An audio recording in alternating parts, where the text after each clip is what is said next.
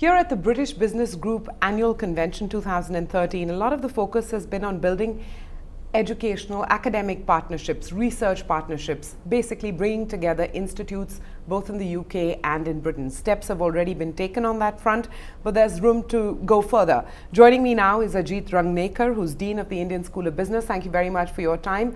Straightforward question. You, for instance, have joined the Circle of Advisors to the Vice Chancellor of Cambridge University. Another sign that, academic institutes on both sides are coming closer together. What does this trend tell you?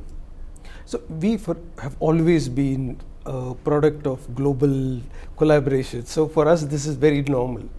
I'm glad that more and more Indian institutions are open to collaborating with others. And to a great extent, you have to thank the last two HRD ministers for it, Kapil Sibal and now Pallam Raju, who really opened up the Indian educational system.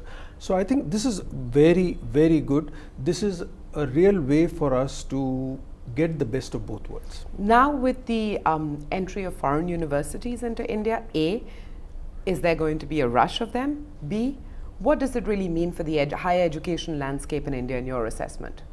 Frankly, I wish there was a rush of them. But one suspects there isn't going to be. There isn't going to be.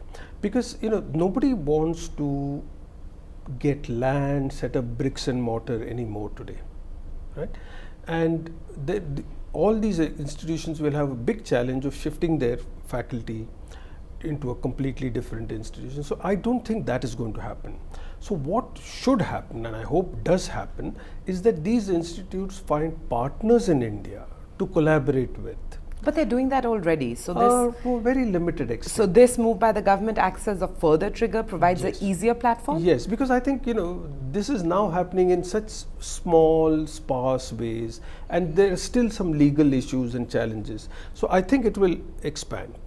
I hope what happens is, first we have research partnerships where we really do a lot of joint research. And as we saw today in today's discussion, it's not a one-way street.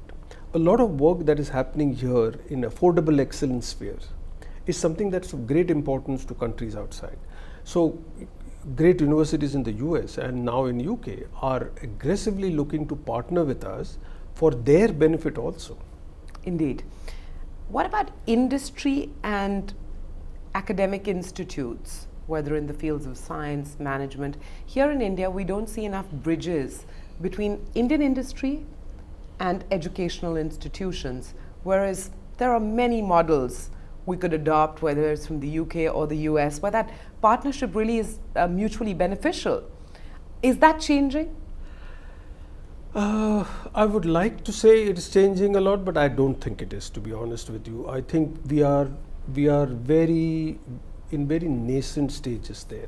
Some of the top end institutions are. But what's the challenge in India with many other institutions that I see outside is that the pressure to teach is so high that your faculty really doesn't have the time to interact with the industry and to do the kind of research and work that the industry finds relevant. So unless we can create adequate capacity and an incentive system for the faculty to really interact with faculty, so that's challenge number one. Challenge number two is that we do find that Indian institutions have either DIY mindset or a use of management consultant for other purposes mindset. We don't have a culture of going to the academia, and I think some of us have to move and really make that happen, and some of us are.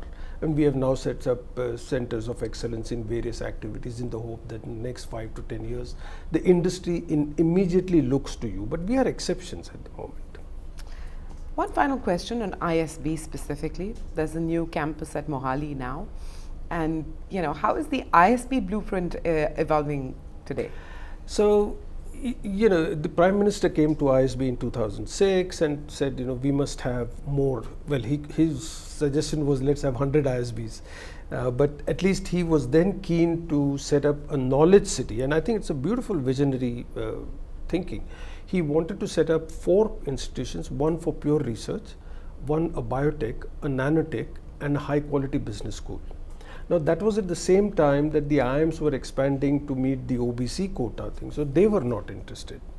So he talked to some of our board members who are from Punjab, and therefore it was brought to the board, and we said we would be willing to do that provided it came with something different. And what is And different? that difference was, we said, let us focus on 4 areas, and the reason for 4 is because we had 4 supporters.